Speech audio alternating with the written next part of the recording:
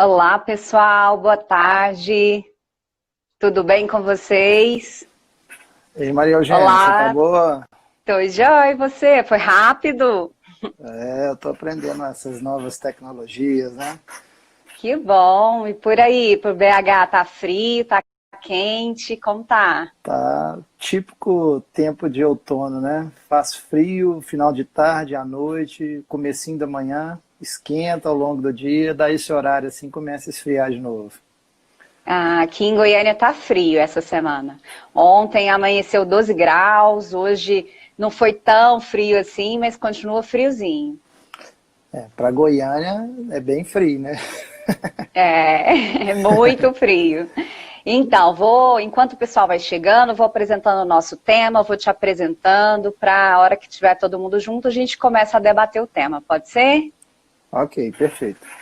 Então, boa tarde, pessoal. Para quem ainda não me conhece, eu sou Maria Eugênia, advogada trabalhista e previdenciária há 13 anos, e hoje sou eu aqui com vocês no Papo de Previdenciárias, debatendo esse tema que é tão importante, tem tantas regras e é tão extenso e sempre nos gera muitas dúvidas.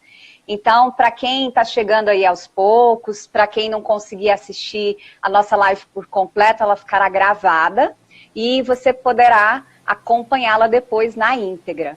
Hoje nós estamos recebendo o professor Anderson, que além de professor é advogado e é presidente lá da Comissão de Direito Previdenciário de Minas Gerais. Bem-vindo de novo, professor.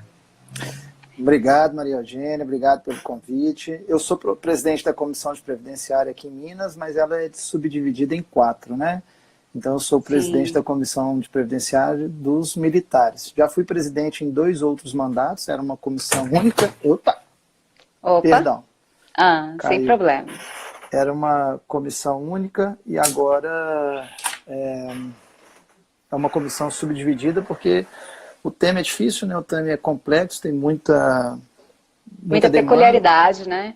Exatamente. E também sou conselheiro aqui na OAB de Minas. Que bom.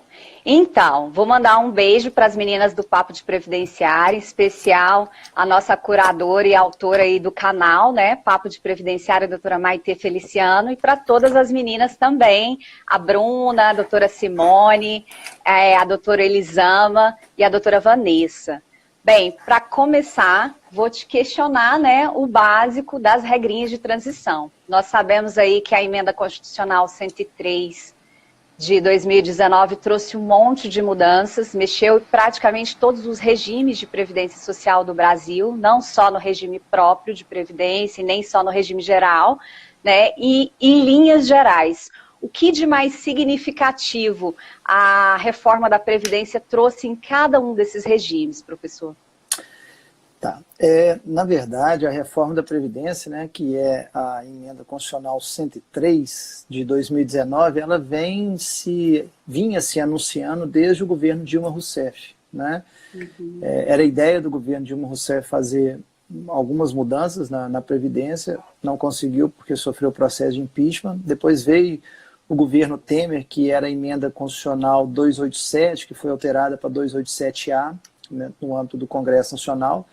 Ele quase aprovou, já estava pautada para ser aprovada, porém ele foi grampeado pelo Joesley, né? E foram liberados os áudios, e aí ficou uma situação ingovernável, né? Para fim de aprovação da reforma da Previdência, e depois nós viemos no governo Bolsonaro com novamente a proposta de reforma da Previdência, e essa mais dura ainda do que as ideias do próprio governo Temer.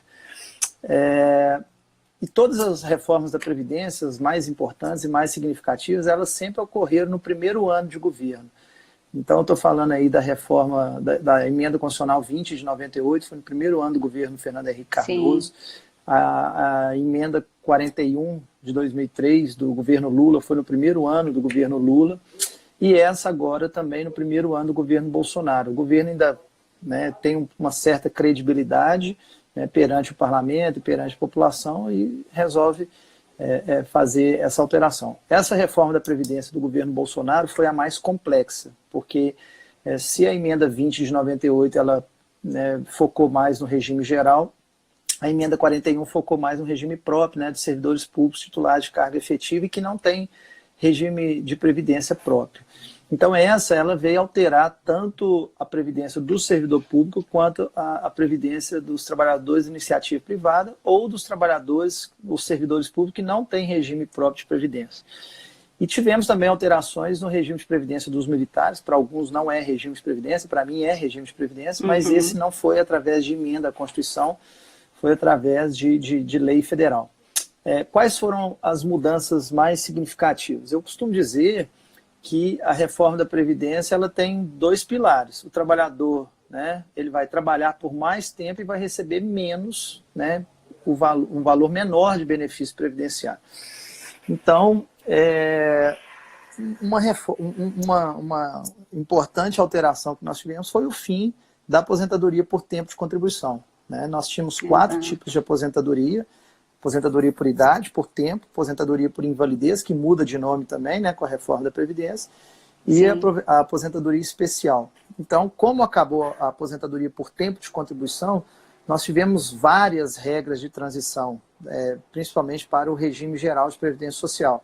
Então, nós temos 4 regras de transição, na verdade, 5 regras de transição para o regime geral, e temos 2 regras de transição para os servidores públicos, que a gente vai acabar falando aqui também. Mudamos também, com a reforma da Previdência, algumas questões referentes ao cálculo do benefício previdenciário. Nós tivemos alterações significativas em relação ao cálculo do valor do benefício previdenciário, tanto para o setor da iniciativa privada, vinculado ao INSS, e tivemos uma mudança muito significativa, talvez uma das mais significativas, junto com o fim da aposentadoria por tempo de contribuição, que foi na pensão por morte. Né? Nós tivemos uma nova forma de calcular o valor do benefício de pensão por morte, que diminui drasticamente o valor do benefício para os pensionistas e as pensionistas, além de não ser possível a acumulação de algumas pensões por mortes e também pensão por morte com aposentadoria sem o decote do valor do benefício menor, que a gente vai acabar conversando também. Bom, basicamente foram essas todas as mudanças. Sim, além também do fato de mudar bastante a questão das bases de cálculo das contribuições previdenciárias. Né? Então, a gente sai de alíquotas de até 11% dos servidores públicos, chegando até 14% numa alíquota progressiva. Exato. Então, dentro dessa perspectiva, se eu comparar todos os regimes de previdência que você citou, eu posso dizer que o salário de benefício, o cálculo do salário de benefício, advindo aí das novas regrinhas da reforma, ficou equiparado, ficou equilibrado entre todos os regimes, ou nós do regime geral tivemos uma maldade majorada aí no cálculo desse benefício para menor? Na verdade, quando se olha a priori para a emenda à Constituição, ficou equiparado. Por quê? Porque nós temos que lembrar que, em relação aos servidores públicos, nós temos 3 regras de cálculo de benefícios de servidores públicos. Né? Nós temos aqueles servidores públicos que ingressaram, tomaram posse na administração pública até a data da emenda constitucional 41. Esses mantêm a integralidade e a paridade. Para quem não sabe o que é integralidade e paridade, né, é aposentar-se com o valor do último salário do cargo efetivo que estava exercendo. E a paridade, a pessoa está aposentada, aumenta o valor do salário de quem está na ativa, automaticamente aumenta o valor da pensão ou da aposentadoria, né, no caso da aposentadoria ou da pensão para quem já é pensionista, para quem está inativo. Tá? Então nós temos essa regra, temos uma outra regra, quem entrou na administração pública entre 2003 e 2013, porque a partir de 2014, né, logo no início de 2014, nós temos a instituição do FUNPRESP, pelo menos em nível do governo federal, né, daqueles que estão vinculados à Lei 8.112. Em alguns estados também, aí vai depender da época em que foi instituído a Previdência Complementar dos Servidores Públicos. Tá? A partir do FUNPRESP, nós temos um cálculo do benefício que é a média, que era a média de 80% das maiores contribuições a partir de julho de 94, que era o mesmo cálculo do INSS. A única diferença é que essa média para o servidor público poderia dar em valores acima do teto do INSS. Tá? Porém, a partir da instituição do FUNPRESP, o servidor público automaticamente, independentemente do cargo, se é juiz, se é promotor, se é cantineiro, se é professor, ele está vinculado ao teto do INSS. E a sua contribuição também era vinculada ao teto. Então, um servidor público que entra hoje na administração pública, um juiz, ele está vinculado ao teto de R$ 6.101 e alguns centavos do INSS. Tá? Então, a forma de calcular o benefício, tanto para o servidor público quanto para o trabalhador de iniciativa privada, é exatamente a mesma. Era a média de 80% das maiores contribuições a partir de julho de 94. Com a reforma da Previdência, passa a ser 100% das contribuições a partir de julho de 94. Só que o grande prejuízo para o trabalhador de iniciativa privada é porque ele não tem estabilidade funcional. Como ele não tem estabilidade funcional, se ele ficar desempregado e aí ele for, né, conseguir um outro emprego, geralmente ele consegue um outro emprego. Quando consegue, né, depois de tanta dificuldade, um emprego com valores menores de salário, então automaticamente a contribuição dele também diminui. Enquanto o servidor público, porque tem estabilidade funcional, ele mantém uma média contributiva, né? Porque o salário uniforme. dele, exatamente, o salário dele não vai diminuir, o que faz com que a média, lá no final, quando ele for se aposentar, mantenha-se mais elevada. Tá? Ok. E então, para a gente adentrar aí nas regrinhas em específico, nas regras de transição do regime geral, eu vou começar te questionando sobre as regras previstas na reforma para aposentadoria especial. Né? Essa é uma que também é bastante discutida, porque envolve aí o direito daqueles trabalhadores que atuam em atividades especiais, sujeitos ao contato direto e contínuo com agentes insalubres, nocivos, acima dos limites legais de tolerância. Então, ao longo de toda a atividade laboral, já tem esse prejuízo de saúde e tínhamos aí uma previsão de aposentadoria especial mais benéfica para eles. Como que ficou isso com a reforma da Previdência? Quais foram as regras de transição previstas para essa espécie de benefício? Eu costumo dizer o seguinte, a aposentadoria especial ela só não acabou na prática porque está lá, né? Desculpa, na teoria ela não acabou, mas na prática ela praticamente acabou.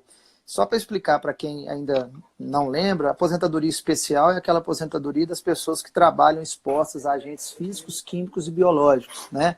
Poeira, calor, frio, bactéria, vírus, e aí a gente está numa época de coronavírus, sangue, ruído, enfim, né? Desde que não seja de forma esporádica, tem que ser de uma forma intermitente. Contínua. Então, contínua. Então, esses trabalhadores, eles tinham a aposentadoria aos 25 anos de contribuição, ou aos 20, ou aos 15 anos. Ia variar, basicamente, a partir da agressividade do exercício da atividade laboral, tá? Só que eles poderiam pegar esse tempo especial, né, e converter em tempo comum. Então, só a título de curiosidade, 10 anos de tempo especial para homens transformava-se em 14, porque tinha um acréscimo de 40%. Mulheres tinham um acréscimo de 20%, então ela pegava 10 anos e transformava em 12 anos. 12. Né? 10 mais 2 anos, os 20%. Com a reforma da Previdência, acaba essa possibilidade de conversão do tempo a partir da data da emenda. Então, aqueles trabalhadores que trabalharam em atividades especiais, e só Deus sabe o tanto que é difícil provar uma atividade especial no INSS, é quase impossível, né? E depois, na imensa maioria das vezes, a gente tem que fazer a prova dessa atividade especial via Poder Judiciário, o que também não é fácil. Então, quem trabalhou em atividade especial até 13/11/2019, que é a data da emenda, ainda tem essa possibilidade de conversão. A partir da data da emenda, ou seja, a partir do dia 14, toda atividade especial, ou ela é toda exercida em atividade especial, ou então vai ser contado como tempo comum, o que traz um prejuízo muito grande para o trabalhador, porque ele já vendeu a sua saúde, entre aspas, né, para o exercício de atividades insalubres, perigosas, penosas, enfim. E aí eu costumo dar o exemplo, conversando com amigos, né, claro, via remota, que a gente está ficando em casa, que se essa pandemia tivesse ocorrido um pouquinho antes da reforma da Previdência, né, do texto da reforma da Previdência, um deles certamente seria a atividade especial. Então a gente está vendo aí tantos médicos, enfermeiros, auxiliares de enfermagem, né, coveiros, né, motoristas de de ambulância, motoristas também de Exato. funerária, né, que tem contato direto, né, ou indireto, seja com corpos, né, ou, né, com pessoas, né, não falecidas, mas que estão Contaminadas, né? contaminados com vírus. Vários estão falecendo. Então, quer dizer, Exato. certamente essa parte talvez teria sido repensada. O que eu chamo a atenção é que as profissões de médico, enfermeiro e técnico de enfermagem, geralmente a pessoa faz o curso superior e mantém essa profissão até o fim da vida. Agora, em relação a outras atividades, por exemplo, eu moro em Minas Gerais, né? Nós temos aqui várias Uhum. mineradoras, várias cidades que dependem da mineração.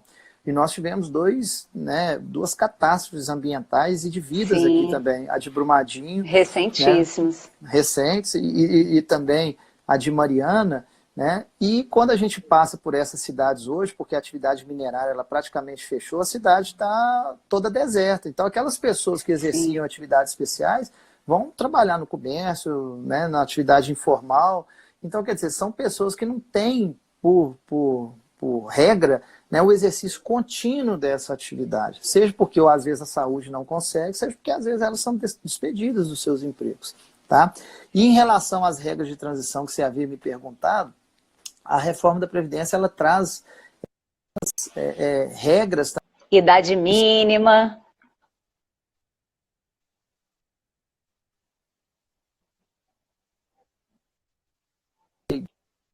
Temos a idade mínima para quem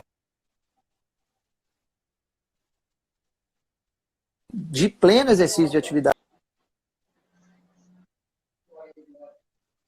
Tá? Então, quer dizer, não adianta nada a pessoa começar a trabalhar muito cedo em atividade especial, ela não tem idade. Tem regras de transição que a pessoa pode conseguir atingir, mas são regras dificílimas de serem atingidas, né, que na transição.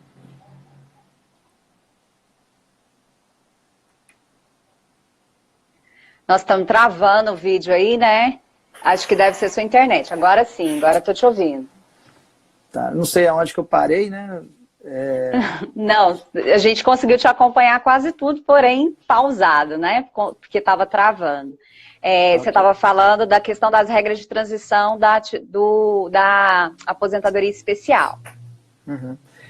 Eu dizia que as regras de transição da aposentadoria especial, assim como as outras regras de transição, é meio que para inglês ver, né? Meio que só para Sim, formalidade.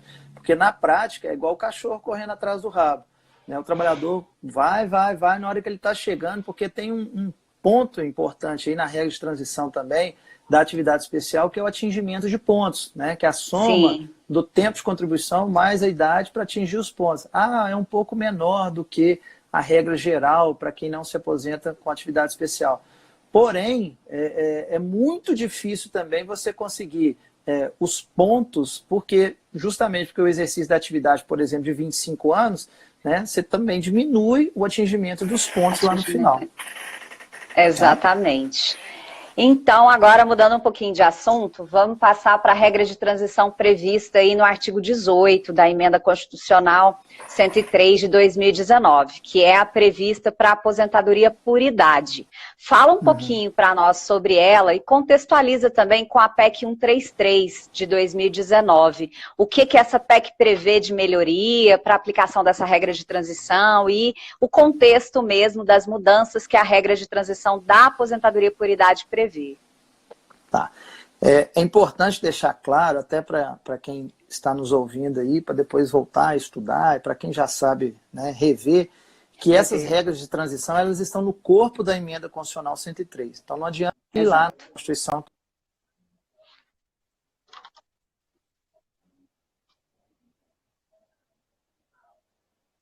Uhum. do Estou com uma colinha aqui, o artigo 18 fala o seguinte: segurado que trata o inciso 1º do artigo 7º do artigo 201 da Constituição, filiado ao regime geral, até a data de entrada em vigor dessa emenda, tem que 60 de idade se homem, 60 de idade se mulher e 65 anos de idade se homem, e 15 Homem. anos de contribuição para ambos os sexos, que é o tempo mínimo de carência, né? Então, essa regra aqui é aquela regra de transição que para o homem não faz diferença. O homem já era 65 anos na aposentadoria por idade e a mulher pulou de 60 para 62 anos na aposentadoria 62. por idade. A servidora pública piorou demais, porque ela pula de 55 para 62. Né? Então, ela aumenta 7 anos, né, nessa nova Previdência, né, chamada nova Previdência com a reforma da Previdência. Sim. Então, nós vamos ter um escalonamento do aumento de 6 meses por ano do aumento da idade mínima para se aposentar. Então, quem tinha 60 anos, esse ano tem que ter 60 anos e 6 meses. A partir do ano que vem, 61 anos. No outro ano, 2022, 61 anos e meio. E chegando em 2023, 62, aí já se torna uma regra definitiva. Então perceba que a regra de transição ela traz um espaço cronológico muito pequeno, né? Ou seja, só praticamente de 3 anos. 3 anos. Para essa transição, tá? Ok. E em relação às outras 3 regras de transição, fala um pouquinho para nós de cada uma delas, eu digo do regime geral de previdência. Tá, então eu estou olhando aqui na minha colinha, porque são tantas regras que a gente fica... Sim. Né, vamos falar aqui por ordem cronológica de regra, tá? Então, a primeira regra de transição está lá no artigo 15, que traz o seguinte conceito, ou seja, mulheres 30 anos de contribuição e homens 35, e a soma da idade e o tempo de contribuição é o atingimento dos pontos, né? Lembrando que nós já tínhamos esse sistema da regra dos pontos desde 2015, né, para tentar trazer um pouco mais de justiça social, principalmente para aqueles trabalhadores que começam a trabalhar muito jovens, né? A nossa geração é uma geração um pouco diferente e até, de certa forma, privilegiada. Por quê? Porque primeiro a gente vai estudar para depois a gente trabalhar. A geração dos nossos pais, dos nossos avós, né, regra geral, a pessoa primeiro ia trabalhar. E se desse, né, se desse um tempo... Ela ia estudar. Ela ia estudar. Então a pessoa tinha muito tempo de contribuição. Quando chegava lá e atingia, né, os 35 homens, os 30 mulheres de contribuição, a pessoa se aposentava muito jovem. Então, no governo Fernando Henrique Cardoso, foi instituído o fator previdenciário. Para tentar minimizar a incidência previdenciária, houve uma alteração lá na Lei 8.213, é o artigo 29C da Lei 8.213, que foi a instituição dos pontos. Tá?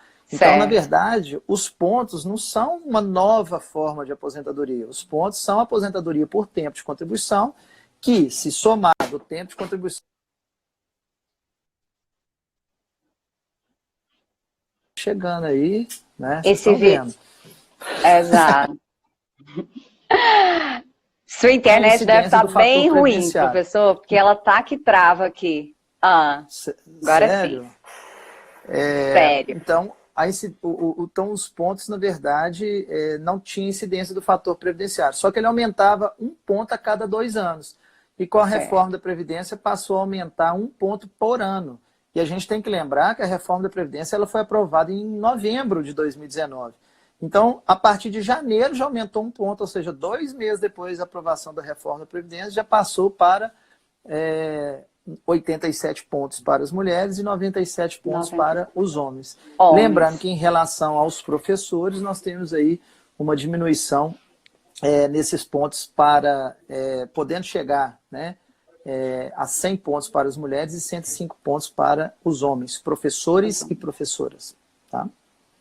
Então vamos lá. Depois nós temos aí, só te cortando já, a regra do artigo 16, a segunda regra do artigo 16. O que fala lá?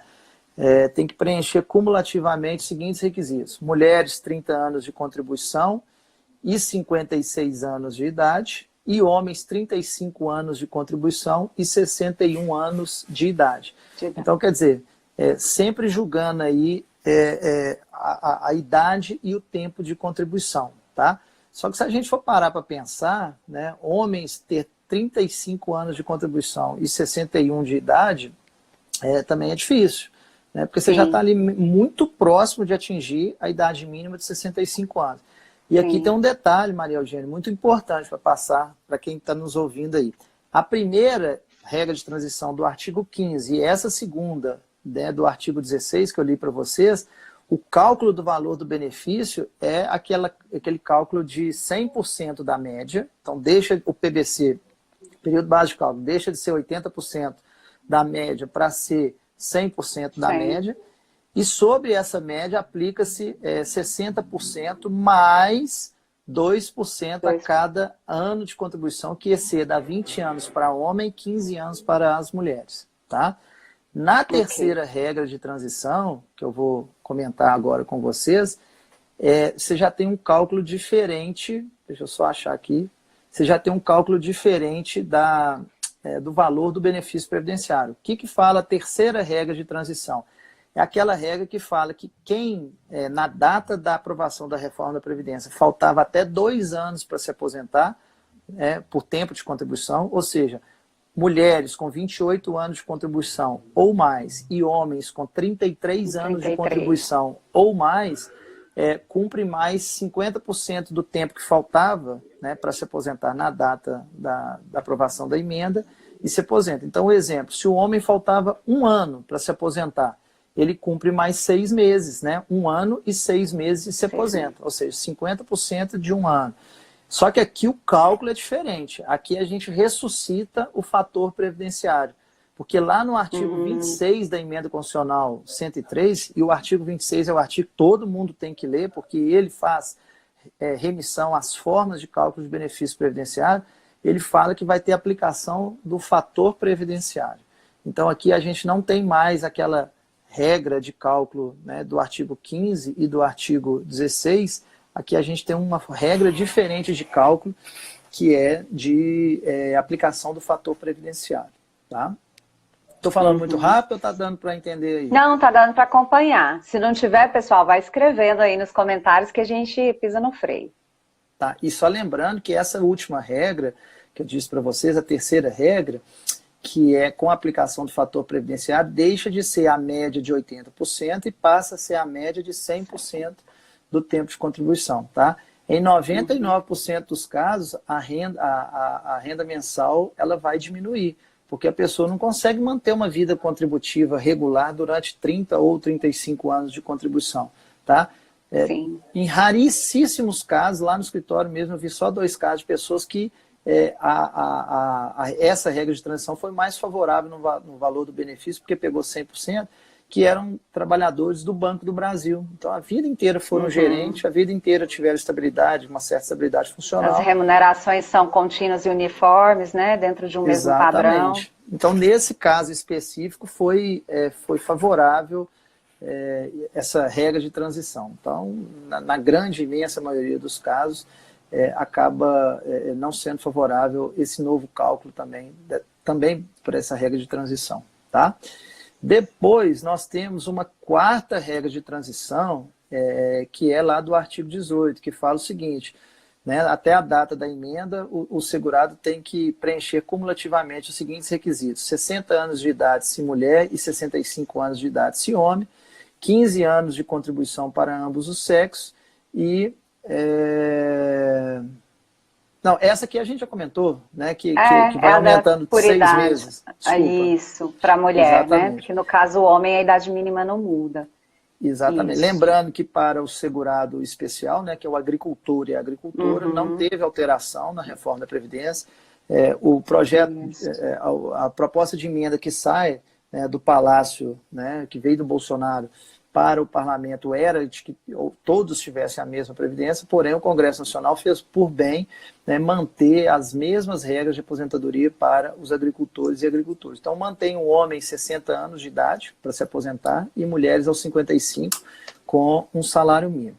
Por fim, nós temos uma quinta regra de transição, essa lá do artigo 20, que fala o seguinte: mulheres aos 57 anos de idade e homem aos 60 anos, né, e 30 anos de contribuição para a mulher e 35 anos de contribuição para o homem, mais um período adicional de 100% do tempo que faltava na data da aprovação da emenda. Essa talvez seja uma das piores regras de transição, porque se faltavam 3 anos, né, para se aposentar, você vai ter que cumprir 6. Né, e é uma regra vai faltar muito o dura. dobro.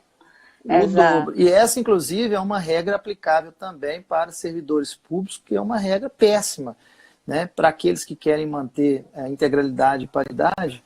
Então, para o servidor público ficou péssimo também, né? Menos mal, né, que ele tem Mas estabilidade funcional. isso, eu ia até te posicionar aí para a gente introduzir agora que você mencionou isso, as duas regrinhas lá do regime próprio, para você mensurar conosco também o que mudou lá e fazer um comparativo com as nossas 5 regrinhas aqui que foram suscitadas. Uhum. Em relação aos servidores públicos, como eu disse lá no começo da nossa fala, a gente tem que observar o seguinte: primeiro tem que olhar a data do ingresso do servidor público na administração pública no cargo efetivo, porque isso que vale para efeito, né, de integralidade ou paridade. Então, para aqueles que entraram antes da aprovação da emenda 41 lá em 2003, né, e que querem manter integralidade e paridade, isso faz toda a diferença. Imagina um servidor público que ganha hoje R$ 20.000, né, ele vai se aposentar com os mesmos R$ 20.000, desde que seja lá o valor da remuneração do cargo efetivo.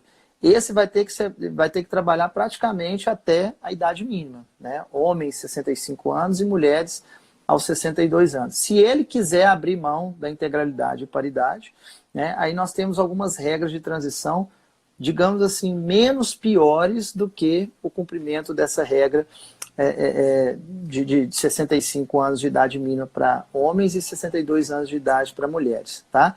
E temos essa outra regra de transição que a gente acabou de falar, que é o cumprimento do dobro do tempo que faltava para se aposentar. A gente tem que lembrar também, Maria Eugênia, porque eu não sou servidor público, né, mas meu pai minha esposa minha mãe é servidora pública.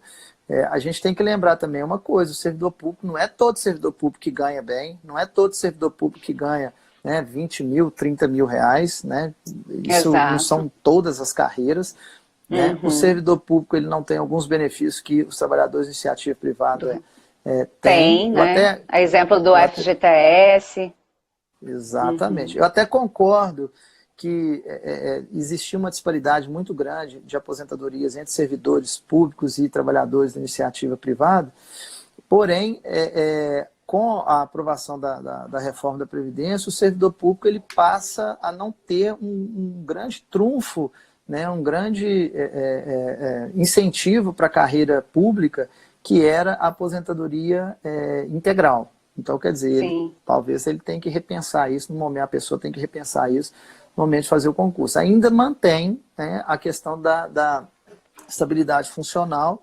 Já foi dito pelo ministro da Economia, Paulo Guedes, que a intenção do governo é acabar com essa situação, né, de estabilidade funcional.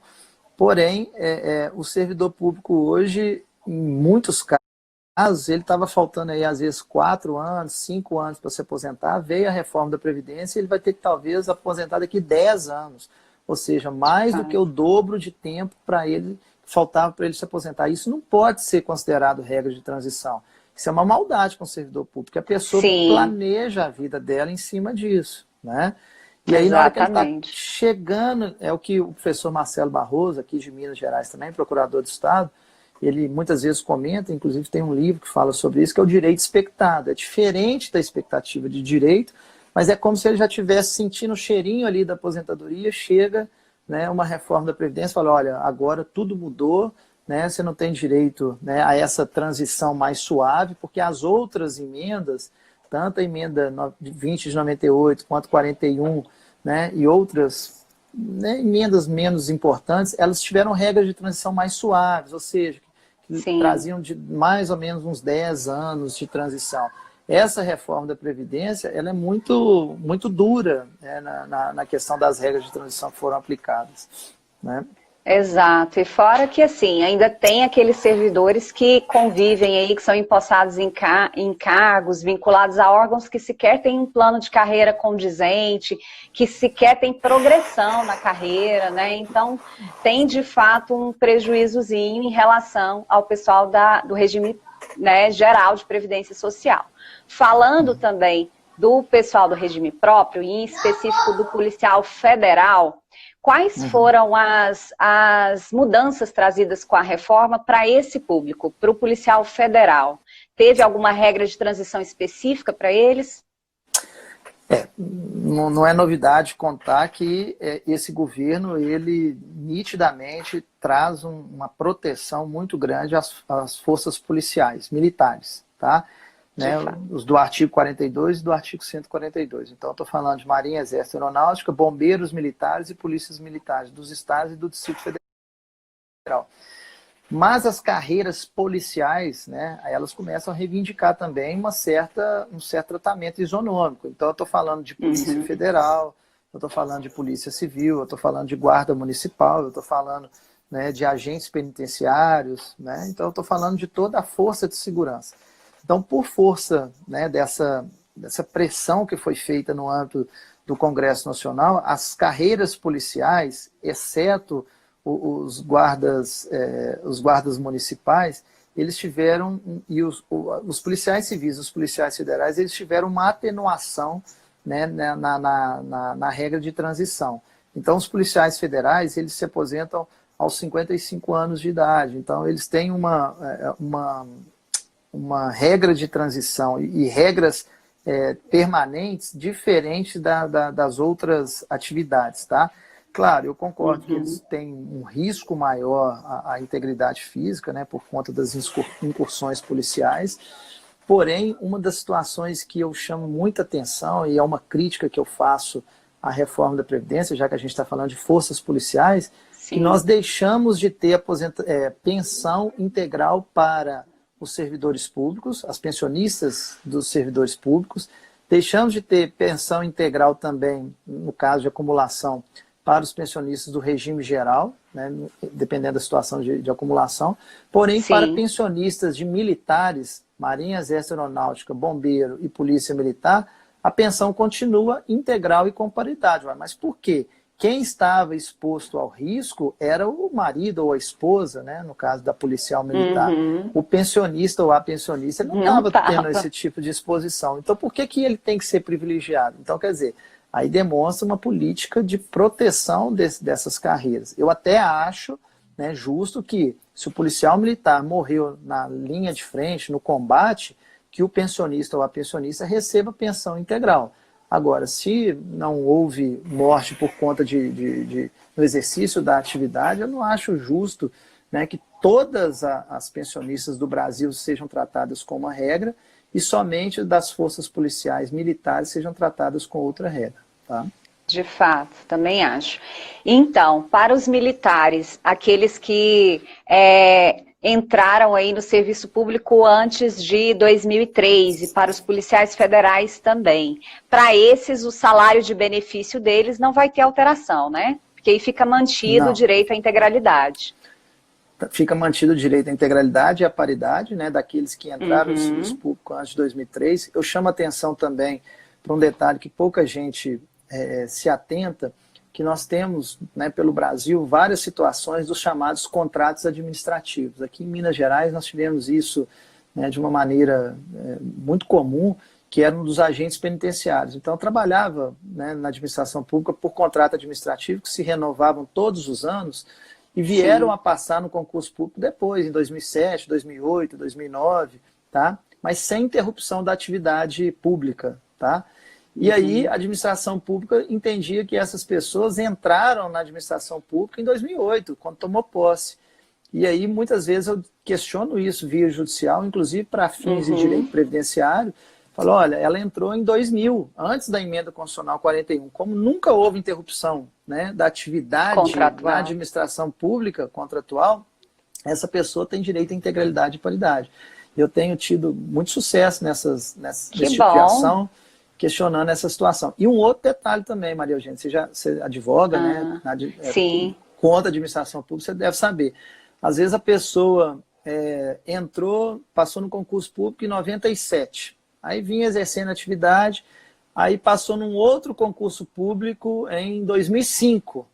Em vez de tomar posse, né, se exonerar de um cargo, né, e tomar posse no outro cargo no mesmo dia, ou no máximo um dia após. Né, tem pessoas que às vezes tiravam férias, falavam assim, eu vou tomar posse em fevereiro, eu vou tirar férias agora em dezembro e janeiro e vou tomar posse depois. Aí tem a interrupção do exercício da atividade na administração pública e perde o direito à integralidade e paridade. Tá? Exato, eu já tive um caso desse aqui também, que não adiantou nem discutir, que a gente não teve sucesso. Então, voltando lá para as regrinhas do regime geral. O artigo 26 da Emenda Constitucional 103 de 2019, ele fala da média, né, do salário de benefício. E no parágrafo 6º desse mesmo artigo, ele permite um possível descarte dos salários de contribuição em benefício do cálculo, de uma melhora no cálculo do salário de contribuição e de benefício, no caso, que se pretende.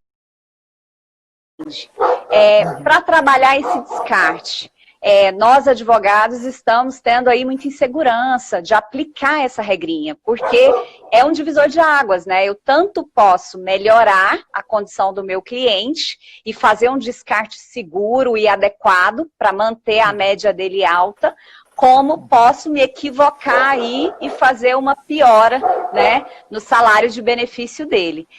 O que você acha dessa regrinha? Se você tem alguma dica para passar para a gente sobre a aplicação dela, o que eu preciso observar antes de adotar essa regrinha? É uma discussão muito grande esse artigo 26, porque não existe consenso, pelo menos entre os previdenciaristas que eu converso, né, sobre a possibilidade ou não do descarte, né? A grafia do artigo ela é meio truncada, né? E faz remissão a outros artigos da própria emenda, então tem pessoas que entendem que pode e tem pessoas que entendem que não. Tá? Bom, então vamos partir do princípio que é possível fazer esse descarte. Né? O que eu sugiro é que o advogado previdenciarista ele tem um programa de cálculo, né, para fazer esse cálculo prévio para o cliente antes de fazer o pedido administrativo. É imprescindível para quem advoga no direito previdenciário ter um programa de cálculo para fazer esse cálculo anterior. Tá? Existem vários programas de cálculo aí, alguns um pouco mais complexos, outros menos. O que eu utilizo é muito simples, muito fácil. A gente puxa, né, os dados do próprio CNIS, né, que é o Cadastro Nacional de Informações Sociais. O sistema ele já é alimentado por esse CNIS e aí a gente vai fazendo os respectivos ajustes. E aí existe a possibilidade da gente fazer os dois cálculos, descartando e não descartando. Então, eu particularmente faço isso para o cliente, apresento para ele essa situação, e aí se der, né, uma diferença significativa, eu adoto um ou outro. Tá? Mas confesso que o INSS ainda não me deu um retorno numa análise concreta para eu saber qual é o entendimento que ele, INSS, qual a interpretação que ele vai dar desse artigo 26. Então, eu ia até te questionar sobre isso, se o senhor tem conhecimento ou se já teve experiência de fazer esse requerimento na via administrativa e o sistema do INSS estar pronto, né, para aplicar essa regrinha, já que temos que aplicar aí a tese do melhor benefício. Então, cabe ao próprio INSS, quando analisa um requerimento vindo do segurado, esteja ele acompanhado ou não por um profissional advogado, fazer a análise daquele pedido sob a ótica de conceder-lhe o melhor benefício. O senhor acredita que o sistema do INSS está preparado para aplicar essa regra? Não acredito não. Primeiro porque nós viemos de uma reforma da Previdência muito complexa. Tá? Quem pega o texto da reforma da Previdência é um texto denso, né, com muitas alterações, com muitos detalhes. Até que a escrita em si da reforma da Previdência ela não é tão ruim, igual a gente, né, um congresso tão limitado, né, de pessoas tão, deputados e senadores tão limitados do ponto de vista do entendimento de Previdência, tá? Não estou questionando outras questões, mas até que ficou bem escrita, não quer dizer que eu defenda a reforma da Previdência nos termos como estão. Porém, o INSS houve um desmonte total. Né? Nós estamos aí há mais de 10 anos sem nenhum concurso no INSS. Esse ano, a partir de janeiro desse ano, os servidores do INSS incorporaram para fins de aposentadoria uma gratificação que eles tinham em um acordo judicial. Então, o INSS perdeu mais de 40% dos seus servidores para aposentadorias, fora aqueles que já se aposentaram antes e que não teve a devida reposição através de concurso público. Então, várias agências do INSS foram fechadas pelo Brasil, aqui em Minas, né, em Belo Horizonte, onde eu moro, várias agências foram fechadas. Então, nós tivemos... Aqui também. Pois é, então nós tivemos uma situação complexa, porque aumentou-se, né, a demanda por aposentadorias, pessoas querendo se aposentar antes da reforma da Previdência, e diminuiu o número de servidores para análise de benefício previdenciário. Nós tivemos aí uma ideia, sei lá, questionável do presidente da República de convocar militares para ajudar sim. no INSS, né? Nada a ver, a mesma coisa de você Nada. falar do servidor do INSS pegar em armas, né? Não tem treinamento. Então, não tem, nenhum. né? Enfim, os próprios militares viram a dificuldade do exercício, né, desse trabalho não aceitado, e até hoje não tem uma definição de servidores para o INSS. Então, o sistema do INSS, que é o meu .inss.gov.br, ele ficou vários dias fora do ar, né, sem funcionar, né, recentemente voltou a funcionar, porém ele fica 3 dias, às vezes, com problemas de instabilidade. De instabilidade, não aceita juntada de documentos. E na prática eu tenho vários processos que agora estão até sendo julgados, né, porque me parece que o INSS começa a chegar no momento de estabilização, apesar de que a gente tem um passivo aí de quase 2 milhões de pedidos para serem analisados. Porém, a justificativa da negativa dos benefícios é muito ruim. Inclusive, para a gente passar isso para o cliente fala, mas por que negou? E muitas vezes nem a gente consegue explicar para o cliente. Fala, olha, a gente tem aqui o PA, né, que é o processo administrativo, e o INSS simplesmente junta aquela mensagem padrão, automática, sim. Não tem o tempo de contribuição e etc. E nega. Né? E aí, muitas vezes, ou a gente recorre, né, para a junta, né, de recursos, ou então tem que recorrer judicialmente. Então, eu, particularmente, não acredito que o INSS tenha essa tecnologia para fazer essa análise, né? E que nem mesmo os servidores também, pelo volume, coitado dos servidores também, a gente tem que entender o lado deles, o volume imenso de gigantesco. pedidos. Talvez eles não vão conseguir fazer uma análise mais detalhada, mais apurada, por conta dessa situação. Também então, penso. A importância de se ter um advogado previdenciário. Eu, né, só chamo a atenção aqui que hoje um cliente me ligou e me falou, tal, e isso e aquilo, e queria um monte de informações. Eu falo, olha, eu cobro por consulta, né? Como a gente tem tempo de pandemia, a gente pode fazer a sua consulta online, só deposito o valor lá na conta do escritório, etc. Ele falou, mas quanto que você cobra para fazer a aposentadoria? Eu falei, olha, o meu honorário é esse.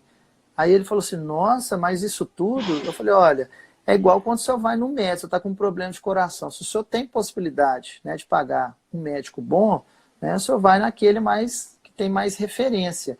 Né? Eu não estou dizendo que eu sou o melhor, mas também eu não sou o pior. Eu já tenho longos anos de estrada. Então, no momento do senhor decidir a sua aposentadoria, que o senhor ficou aí mais de 35 anos contribuindo para o INSS, o senhor vai entregar num barateiro, né, que talvez não tenha tanto conhecimento do assunto, ou o senhor vai entregar nas mãos, né, de alguém que conhece? Aí ele falou assim, não, eu vou pensar. Né? E não me ligou ainda não, vamos ver se vai ligar. Então a gente ligará. Tem que também, vamos ver, se Deus quiser.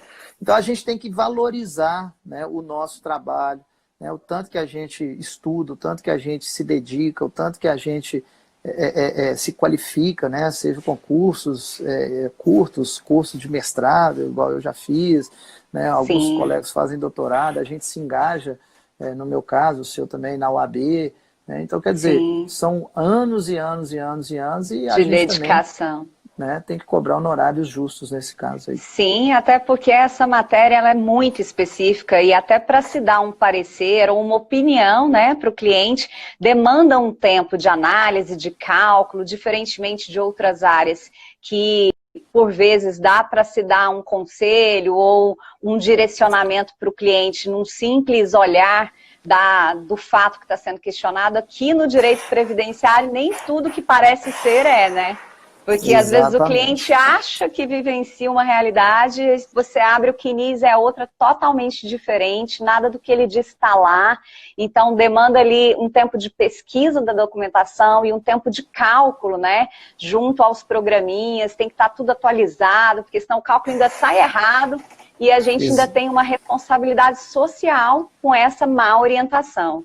Exatamente. Eu mando um abraço aqui para o meu primo Juninho, que está lá na cidade de Santo Antônio do Monte, né? A maior produtora de fogos do Brasil e, quiçá, até da América Ó, Latina, está nos assistindo. Mas que é isso bom. mesmo, sabe, Maria Eugênia? A gente tem que prezar, né, pela advocacia plena, tanto que a gente estuda, investe, a gente troca ideias, né? Você já me ligou outras Exato, vezes e questionando, eu já te liguei também. E verdade. hoje eu chamo atenção também para quem está nos ouvindo para a advocacia preventiva. Tá? É muito importante a gente saber fazer um planejamento previdenciário para os nossos clientes. Quantos são os clientes que, quando chegam para ver o seu tempo de contribuição, ele acha que tem 35 anos de contribuição e o INSS está reconhecendo 28 anos de contribuição. Cadê aqueles outros anos que eu trabalhei, mas não estão lá? Né? Então, se possível, Exato. tentar resolver esses problemas, é o que eu chamo de limpar o CNIS, né? Deixar o CNIS Uhum, todo pronto, preparado para daqui a alguns anos, quando ele fosse aposentar, ou até mesmo agora, em 2020, né? sim, Claro que agora já está em cima da hora, ele possa se aposentar, porque entra o fator também emocional. Quando a pessoa já prepara mentalmente para se aposentar, ela vai contando ali quase que as horas, né? Ele vai riscando ali sim, no calendário, menos um dia, menos um dia, menos um dia, e vai fazendo o plano de aposentadoria. Então, o fato é que a aposentadoria, desculpa, a consultoria na área previdenciária, né, ela tem demandado bastante. Né? Então, às vezes, sim. o cliente fala assim, Anderson, quanto que é um planejamento previdenciário? Tem pessoas que cobram 1.000, tem pessoas que cobram R$ 1.500. Poxa, mas é caro. Mas o que você vai economizar, né, fazendo uma contribuição previdenciária de maneira correta e muitas vezes antecipando o momento da sua aposentadoria, né, paguem muitas vezes esses R$ 1.500 Ixi, ou mais que você está nem se investindo. compara. De Né? fato. Então, vamos encerrando por aqui. Eu vou deixar Uhum. você se despedir aí, porque senão a gente vai ser desligado abruptamente, né? Eu ia te fazer uma última Ah, pergunta sobre os professores, né? As regrinhas de transição para eles, mas eu acredito que não dê tempo. Se você conseguir explanar aí uns 3 minutinhos, dá tempo. Você consegue? Sobre a tá. regrinha do professor? Tá. Em relação ao professor, para facilitar o entendimento, regra geral, ele vai ter uma contribuição de 5 anos a menos. Tá? Então, naquela regra dos pontos que a gente tem de homens e mulheres, o professor e a professora ele vai ter que cumprir uma regra de pontos também menor, né? Para tentar resumir. Para quem tiver dúvida, está lá no artigo 15, no artigo 15. 16, 17 e 18 do corpo da emenda. Tá? Tá chegando no final, né? O Instagram ele não é muito democrático, né? Pelo que eu já Não, vejo as pessoas não mesmo. comentarem na hora que dá o momento de Uma hora ele desligar, desliga. ele desliga. Exatamente. Então, desde já, muitíssimo obrigada, professor. A próxima vez que o senhor vier a Goiânia, eu te prometo um happy hour. Fiquei te devendo da última vez por conta da correria, mas quando marcar sua aula aqui, nos avise que eu e as meninas fazemos questão de recebê-lo. Tá bom? Um abraço, Obrigado. muito obrigada. Tudo de bom aí para vocês. Valeu, agradeço o Tchauzinho. convite, agradeço, né, a todo mundo que nos assistiu e que cada vez mais possamos, né, estudar o direito previdenciário